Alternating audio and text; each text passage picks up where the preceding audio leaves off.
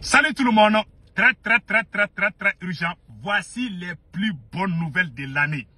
Depuis le Burkina Faso, la France, la Côte d'Ivoire, le Tchad, mes frères et sœurs, et le Congo RDC, la première nouvelle qu'on vient de recevoir au Congo RDC, nous venons d'apprendre que la plainte, le Congo RDC avait déposé la plainte contre la France et Belgique concernant les vols des minéraux. Les minéraux qu'on fabrique avec iPhone là. Donc, Apple là, comme on appelle là, et l'usine de Apple qui se trouve en France et en Belgique, était en train de voler les minéraux dans l'est du Congo et au Rwanda. Donc, ils ont dit qu'ils ont cessé. C'est écrit. Apple annonce avoir stoppé son approvisionnement en minéraux 3T au Rwanda et à RDC. Ça, c'est une grande victoire pour les peuples congolais. La deuxième bonne nouvelle, c'est au Burkina Faso. Mes frères et sœurs, au Burkina, le petit frère de Blaise Compaoré, je répète encore, le petit frère de Blaise Compaoré et François Compaoré, je pense que j'ai sa photo ici. François Compaoré est actuellement bloqué en Côte d'Ivoire à Abidjan. Le petit frère de Blaise Compaoré, après la libération des 4 espions français détenus au Burkina Faso, aujourd'hui, on vient d'apprendre, selon nos radars, que le petit frère François Compaoré, de Blaise Compaoré, est bloqué à Abidjan, que son visa a été annulé. On ne sait pas pourquoi. C'est ce qu'on vient d'apprendre. La troisième nouvelle aujourd'hui, le président tchadien vient de donner un ultimatum. Le 31 janvier, les autorités tchadiennes demandent à la France de terminer leur retrait d'ici le 31 janvier 2025. C'est-à-dire dans 40 et quelques jours, dans 45 jours ou dans 42 jours, la France doit finir. Voilà, son désengagement au Tchad. Les Tchadiens disent qu'ils ne font plus confiance à la France. Quatrième nouvelle, nous venons d'apprendre sur la chaîne LCI, c'est une question. Ils ont appris, il paraît qu'ils ont appris, selon la chaîne LCI de la France, que les soldats ukrainiens que la France entraînait en France ont tous fui. D'autres disent que c'est faux, d'autres disent que c'est vrai. Donc il y a une discussion. Que les soldats ukrainiens là, que la France était en train d'entraîner là, qu'ils ont tous fui. Après on va discuter de ça. Donc, voilà les nouvelles d'aujourd'hui, mes frères et sœurs. Allons-y avec la première nouvelle. Il y a une grande surprise au Congo RDC. Une grande victoire pour le peuple congolais. Apple annonce avoir stoppé son approvisionnement en minerais 3T au Rwanda et en RDC. Qu'est-ce que cela veut dire? Les Apple, comme on appelle la compagnie Apple qui fabrique les iPhones et les iPads, les consoles là. Donc, ils volaient des minéraux au Congo RDC. Ces gens volaient des minéraux, ils faisaient des trafics de minéraux avec des groupes armés pour venir vendre ça en Europe. C'est le gouvernement congolais qui a porté plainte. Ils ont tout arrêté. C'est ce qu'ils ont dit ici. J'ai les vocaux que je vais jouer après. Vous allez comprendre. Donc, il y a un vocal que je vais jouer que vous allez comprendre. Je pense que ça peut jouer maintenant. Écoutons ce qu'ils ont dit ici. Apple reste flou dans sa communication. Voilà. Parce qu'ils disent que c'est flou. Ils ont fait un communiqué, mais les autorités congolaises ont dit que c'est flou, hein, que c'est un communiqué qui est flou. Ils ne font pas 100% confiance à ces communiqués. Voilà. Donc, on va, comme il y a un peu, ça, on dirait que c'est un peu craché là. Donc, il y a un peu de, comme on appelle là, c'est un peu flou. Le communiqué est flou. Ils ont dit qu'ils vont arrêter, ils vont plus aller au Rwanda pour acheter ça. Parce on les a pris la main dans le sac. C'est comme ça, ils font. Ils créent la guerre chez toi. Et les gens que nous, on appelle rebelles et rebelles là, qui ont des armes là. Ces gens-là vont aller prendre nos endroits où il y a de l'or, où il y a des diamants. Ils font des trafics illégaux avec ces mêmes occidentaux. Ils volent nos minéraux. Ils volent nos ressources minières. Tant que la guerre existe, ça les arrange. C'est pour ça qu'ils ne veulent pas que la guerre finisse. Ouais, les voyous qu'on arrête chaque fois, on les voit avec des armes lourdes. Comment ils arrivent à avoir ces armes? C'est avec la complicité de ces Européens. Voilà. Donc, restons vigilants. Je sais, le Congo vient de montrer un bel exemple. Ils ont dit qu'ils ont arrêté on ne sait pas s'ils vont reprendre. Voilà ce qu'on vient d'apprendre. Maintenant, allons-y au Burkina Faso. Le petit frère de Blaise Compaoré, François Compaoré, que vous voyez ici, c'est le petit frère de Blaise Compaoré. Voilà. On vient d'apprendre sur plusieurs sources. Voilà. Il y a plusieurs sources qui expliquent ça. Hein. Je vais lire tout de suite. Quand la karma rattrape, nos radars ont repéré récemment François Compaoré, le frère de l'ex-président Blaise Compaoré, qui s'est rendu en Côte d'Ivoire pour voir son frère gravement malade. Cependant, son visa a été annulé par la France, malgré plusieurs tentatives pour réactiver son visa. Il n'a obtenu aucune réponse favorable. Il est désormais bloqué en Côte d'Ivoire sans solution. Alors qu'il était basé en France. Il a quitté en France pour venir rendre visite à Blaise Compaoré. Aujourd'hui, il est bloqué. Il est carrément bloqué. Ah. Il convient de rappeler qu'un scénario similaire s'est produit avec Blaise Compaoré, qui avait aussi sollicité un visa pour se rendre en France afin de revoir des soins médicaux. Mais sa demande a été refusée. Ces deux événements mettent en lumière une réalité cruelle. La France semble ne préserver ses relations que tant qu'elles sont profitables à ses intérêts. La France, en effet, n'entre en partenariat qu'avec ceux qui servent ses objectifs économiques et géopolitiques. Tant que vous êtes en mesure de faire prospérer leurs affaires, vous êtes leurs amis. Mais dès que cela change, vous êtes facilement laissé de côté, comme un carton vide. Il n'y a pas d'amitié. Ils n'ont pas. Vous avez vu ce que la France a fait à nos parents, les tirailleurs sénégalais. Nos parents qui sont allés aider la France pendant la Deuxième Guerre mondiale.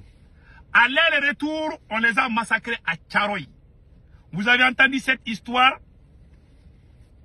C'est une leçon que nous devons tirer, nous qui sommes de la nouvelle génération. Voilà. Comme le dit l'un de leurs slogans, la France n'a pas d'amis, elle n'a que des intérêts. Ces principes résument bien la politique étrangère française, qui bien souvent se résume à des alliances intéressées et opportunistes. Aujourd'hui, François Compaoré, petit frère de Blaise Compaoré, reste bloqué en Côte d'Ivoire. Et Blaise Compaoré attend toujours une solution pour ses soins. Cela nous rappelle que parfois les relations internationales reposent moins sur l'amitié que la rentabilité. Allah Akbar. Mes frères et sœurs, vous avez tous entendu? Le petit frère de Blaise Compaoré, c'est le même Blaise Compaoré qui volait l'argent du contribuable burkinabé pour les mettre à l'intérieur des tam-tams qu'on appelle djembé. Et puis aller donner ça au dirigeant français, Jacques Chirac. Il volait l'argent au trésor et burkinabé pour aller donner ça à la France, au président français. Je vous dis, tous les Africains qui ont la conscience, le cas de nos grands-pères doivent nous donner l'éveil de conscience. Nos grands-pères, les tirailleurs sénégalais, sont allés sauver la France pendant la Deuxième Guerre mondiale. Quand ils étaient en train de retourner en Afrique, on devait leur donner de l'argent pour qu'ils s'occupent de leur famille. Non seulement ils ont demandé leur argent, la France ne l'a pas aimé, les gendarmes français les ont mis les uns contre les autres et puis commencé à les arroger par les balles. Ça s'est passé au Sénégal. Si je ne me trompe pas, le 1er décembre, je ne sais pas, 1944 ou 45. Après la victoire de la Deuxième Guerre mondiale. Cette France est ingrate. C'est pour cela que quand je vois des Maliens dire qu'on va aller chercher l'électricité en Côte d'Ivoire, alors que l'électricité en Côte d'Ivoire c'est pour la France. Si toi ta survie dépend de la France, je vous jure que tu vas piquer crise cardiaque. Si tu as diabète, Ou si tu as les tensions, là, les hypertensions ou quoi là, il ne faut pas trop te coller à la France. La déception là, tu vas mourir de déception. Parce que la France, je n'ai jamais vu un être humain plus méchant que ces gens-là. Ils sont ingrats. Ils sont méchants. Très méchants. Je parle des dirigeants français. Je ne parle pas des peuples. Les citoyens français sont bons. La technique, c'est-à-dire que la stratégie, l'idéologie, les concepts des dirigeants français ont toujours été les mêmes. Depuis le début de la colonisation jusqu'à nos jours. Ils sont tous les mêmes. Peut-être l'autre vaut mieux un peu que l'autre. Mais quand ils viennent aux affaires là, tu vas jurer que la personne qui parle là, c'est pas lui, c'est pas elle. On dirait on leur donne médicaments dans les Champs-Élysées là, je ne sais pas. Ils deviennent méchants. Et très impolis. Pas tout le monde. Hein. Certains sont un peu mieux. Au moins Jacques Chirac a reconnu les faits avant sa mort. Ces gens sont... Vous avez vu ce qu'ils ont fait au petit frère de Blaise Compaoré? On a aussi appris 4 espions français libérés. Visa pour François Compaoré est coupé. Voilà, visa est refusé à François Compaoré. On ne sait pas s'il y a eu un deal ou un accord secret entre le capitaine Ibrahim Traoré et la France. Quand le capitaine Ibrahim Traoré a libéré les 4 mercenaires français, alors on vient d'apprendre tout de suite que la France a bloqué les visas aux petits frères de Blaise Compaoré. Peut-être qu'on va le rapatrier vers le Burkina Faso et puis les juger. Ouais, le monde là c'est comme ça. Hein. Aujourd'hui tu es au pouvoir, demain tu n'es plus au pouvoir. Quand tu es aux affaires, quand Dieu t'a donné pouvoir, il faut être bien. Si tu fais ce que toi tu veux là, tu fais le je m'en foutisme là. Le jour que tu n'es pas là, tu vas avoir peur même de rester dans ton pays. Parce que tu sais ce que tu as fait. Oh. Dans la vie, il faut être bon. Les choses changent. Changeons, soyons bons, soyons honnêtes. Le jour que tu as pouvoir, il ne faut pas aller loin avec les gens. Il ne faut pas faire du mal aux gens. Il y a des gens qui pensent que s'ils ont pouvoir, ils pensent que ça ne finit pas. Il n'y a aucun président qui va rester éternellement au pouvoir. Si la mort ne te chasse pas au pouvoir, alors quelqu'un va te chasser. Tu vas courir jusqu'à ce que la poussière là, on ne va plus te voir sous la poussière. Tu vas fuir ton pays. Même si tu es un bon dirigeant là. Il y a des dirigeants qui sont patriotes, on les a chassés là. On les a chassés comme les moutons, ils ont fui. Comme les vaches. Ils ont fui. Donc quand tu es au pouvoir, tu es bon. Même si on t'enlève, les gens seront fiers de toi. Les gens qui vont te trahir là. On a vu, Blaise Compaoré a trahi Thomas Sankara. Il a mal fini. Blaise Compaoré a éliminé, il n'a pas chassé, je m'excuse. Blaise Compaoré a éliminé, je m'excuse. Blaise Compaoré a éliminé son intime ami Thomas Sankara pour faire plaisir à la France. Aujourd'hui, il est bloqué en Côte d'Ivoire. Aujourd'hui, quand je vois Blaise aujourd'hui, j'ai pitié de lui. Je vous jure. Même si moi, je suis président du Burkina là, et que je vois Blaise, je ne peux pas l'arrêter. Voilà, je ne peux pas. Façon dont je vois le monsieur là, c'est un homme fini. Ça fait pitié. Mais le jour que lui, il tue Sankara là, il n'a pas pensé qu'il allait être comme ça ce jour. Tous les hommes méchants là, les tricheurs, les menteurs, ils vont tous finir comme ça. Si Dieu t'a donné le pouvoir, il faut être bon. Il ne faut pas tricher. Moi, j'aime pas les gens malhonnêtes. Blaise il a tué tellement de Burkinabés. Je vous jure, et il y a eu certains militaires qui avaient fait je ne sais pas, des protestations et moments. Il a tué un bataillon tout d'un coup. Blaise t'élimine tout d'un coup. Il a passé tout son temps à éliminer les gens. Blaise Compaoré a passé tout son temps à déstabiliser les pays voisins. Les gens qui ont déstabilisé le Mali, ils dormaient au Burkina Faso avec Blaise Compaoré. Aujourd'hui, il n'est plus au pouvoir. Voilà. C'est lui, c'est Blaise qui a mis Burkina dans les problèmes là. Parce que lui, il a réussi les mêmes bandits là. Quand Kaboré les a chassés, ils se sont retournés contre le Burkina. Dans la vie, il ne faut pas être mauvais. Il ne faut pas trahir ton pays. Il faut être comme capitaine Ibrahim Traoré. Mon idole. Donc vous avez vu aujourd'hui, le petit frère, il a fui. Voilà. Le petit frère a fui.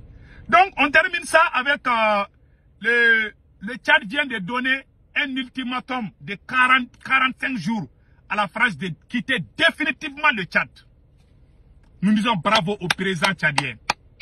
Si la France reste au Tchad là, ils vont préparer coup d'État contre le président Mahaman Kaka Déby. Ça c'est clair. Ils vont préparer coup d'État au Tchad. Donc le président tchadien a bien fait de pousser la France à la sortie le plus vite possible. Si la France reste 2 mois ou 3 mois là, ils vont créer coup d'État là-bas. Donc, je suis très fier de ce que le président tchadien vient de prendre comme décision. J'ai aussi appris qu'il y a à peu près une centaine de soldats français qui viennent de quitter le Tchad. Que Dieu protège les peuples tchadiens. Et je conseille les peuples tchadiens de soutenir les autorités tchadiennes. C'est dans les besoins qu'on connaît ses vrais amis. Le président tchadien doit être soutenu par tous les Tchadiens. J'aimerais que les Tchadiens entendent ces messages. Envoyez-moi ces messages aux Tchadiens. S'il vous plaît, restez derrière votre président. Mahaman Kaka Déby vient de faire quelque chose dans l'histoire du Tchad que personne n'a osé faire. Même si ça s'est passé, ça n'a pas été comme son cas. Donc, pour que le Tchad soit pour le peuple tchadien, pour que toutes les ressources du Tchad appartiennent au peuple tchadien, il faut que les Tchadiens soutiennent le président Mahaman Kaka Déby. Les querelles internes, il faut les oublier. C'est le moment de se donner la main. La France est partie. Le président a pris le risque de chasser la France parce que le président compte sur vous.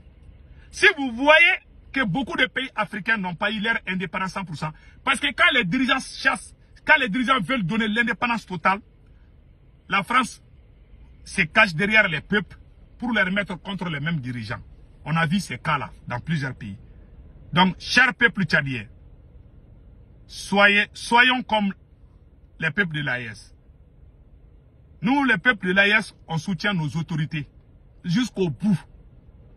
Nous aimerions que les Tchadiens fassent la même chose. Si le Tchad appartient au peuple tchadien, je vous jure, ce pays sera doux comme New York. Les Tchadiens vont vraiment être à l'aise. Donc, que Dieu bénisse l'AES, que Dieu bénisse le Tchad.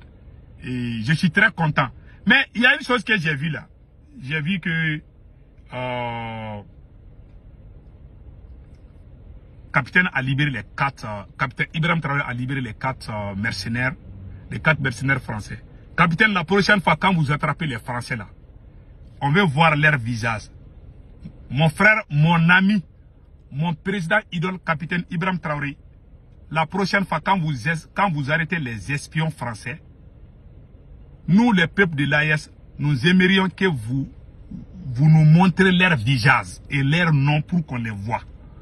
C'est une bonne chose. Peut-être que, bon, il y a secret d'État que je ne connais pas, peut-être. En tout cas, au Niger, quand les espions français sont rentrés au Niger, les autorités nigériennes ont montré leurs photos. On a vu les noms, les prénoms, quand est-ce qu'ils sont venus. Mais ils ont été arrêtés au Burkina Faso. On aimerait voir la même chose. Mais c'est pas grave. Nous sommes de cœur avec capitaine. La prochaine fois, quand vous attrapez les Français, nous aimerions vraiment voir leur image. Et on sait que c'est vrai. Hein? Moi, je crois. Tout ce que le capitaine dit là, moi, je crois. Mais mon conseil à mon capitaine Ibrahim Traoré, quand vous attrapez les ennemis comme la France, il ne faut pas les cacher. Il ne faut pas cacher leur identité. Il faut nous les montrer. Nous voulons les voir. Voilà. La prochaine fois, là, quand vous arrêtez les Français espions, là, il faut montrer leurs photos. On va voir ces gens-là. Ça va les décourager. Je dis ça pour le bien de Burkina Faso. Quand vous cachez l'ennemi, là, quand tu prends l'ennemi, tu l'humilies. Quand quelqu'un veut te détruire, tu le prends là. Il faut l'humilier pour que les gens voient. Ah, c'est lui. Lui-même, il va avoir honte. Mais quand vous les cachez, ils peuvent aller se cacher pour faire la même chose peut-être au Mali. Ces espions que vous venez les libérer là, au Burkina Faso là.